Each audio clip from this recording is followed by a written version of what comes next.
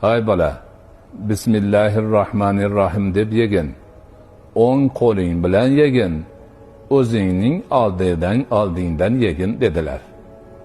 Umar ibn Abi Salama aytadilarki, mana shu so'zni eshitganimdan keyin, bundan keyingi hayotimning barchasida ovqat yeyishim shu tarzda bo'ladigan bo'ldi. Umar ibn Abi Salama, Ummu Salama onamizning avvalgi erlaridan bo'lgan o'g'illari.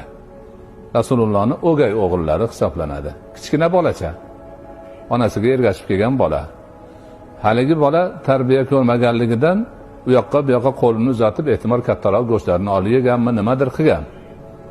Lekin bunga kattalar qarab turmaslik kerak ekan. Rasululloh darrov, hay bola, Bismillahni aytib yegin.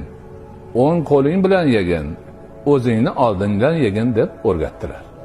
Mana shu narsani doim kichkina bolalarga aytib turish kerak. Kattalarga ham aytib turish kerak. Eslatib turish kerak.